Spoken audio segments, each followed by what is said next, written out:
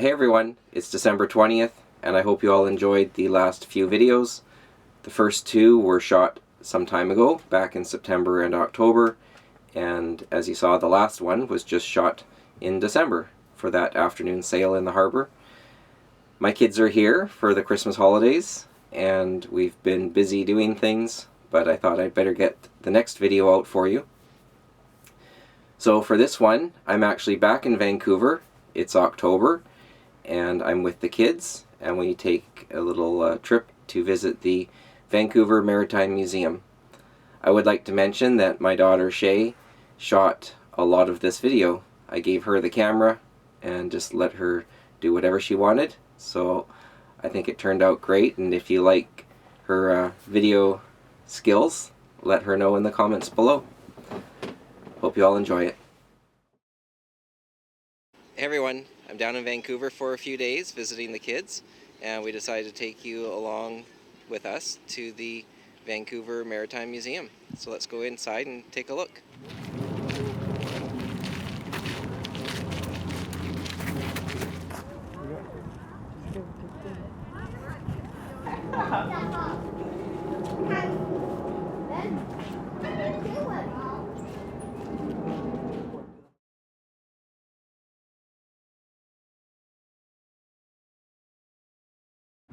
My people have lived in the north for thousands of years. We remember when the first white men, the Kabluna, came to our land.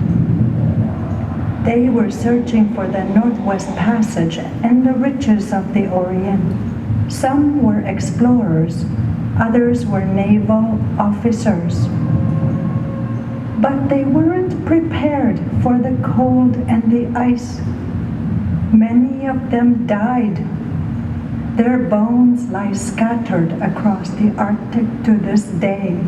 Then came the men in red, the Mounties. They are still among us. Of all the Mounties, we remember Hanari Umeriak.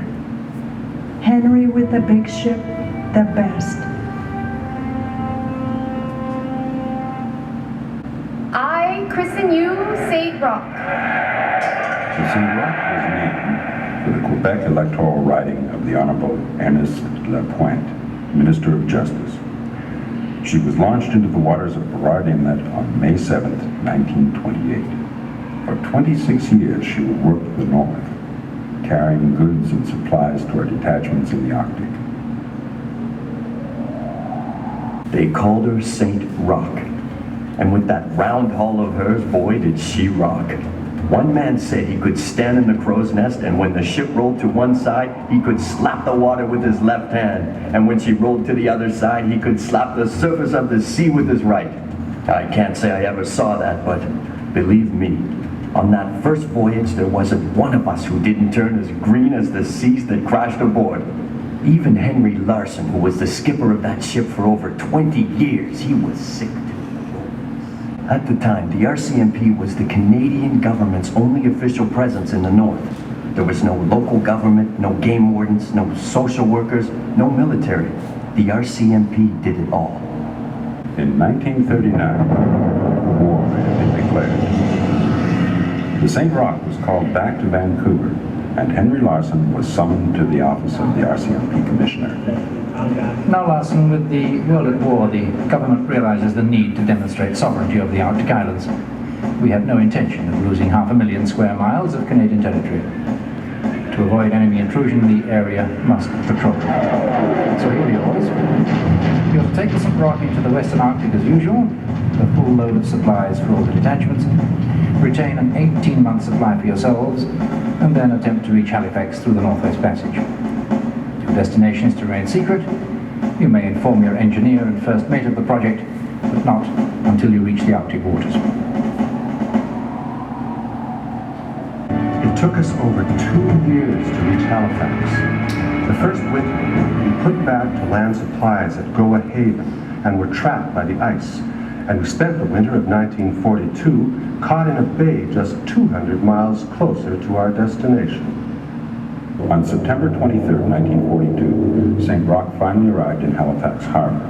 She spent the next year running supplies to detachments on the eastern side of the Arctic, and in 1944 she was sent back to Vancouver. This time, Captain Larson decided to try the passage further north. No man had come close to passing through it since 1820, when Captain William Edward Parry almost succeeded in becoming the first to conquer the Northwest Passage. We've lost the bottom. That was the call I had been waiting for. I now knew we had passed the point itself. Once again, we were in fathomless waters. When we reached Vancouver, we were heroes. St. Roch was the first ship to conquer what Larson thought of as the true Northwest Passage. We did it in just 86 days. Larson's last voyage on the St. Roch was in 1947, but the St. Roch sailed on to gain one last distinction. On her last voyage in 1950, she sailed down the coast, through the Panama Canal, and up to Halifax to become the first ship to completely circumnavigate North America. We wanted to use her up north for a while longer, but that never came to pass. Finally, in 1954, we retired her and gave her back to the city of Vancouver. As the ship's watchman, I like to say sometimes that I was the last captain of the St. Roch. But that wasn't the case. No, she stayed in Call Harbor until 1958, when she was hauled ashore by Kitts Beach to become the centerpiece of Vancouver's new Maritime Museum. I watched her go ashore. They built a concrete dry dock around her, and then they built an A-frame over her and restored her. The old girl is retired now and sleeps. But as she sleeps, I'm sure she dreams of the ice and snow and those many years locked in the frozen north.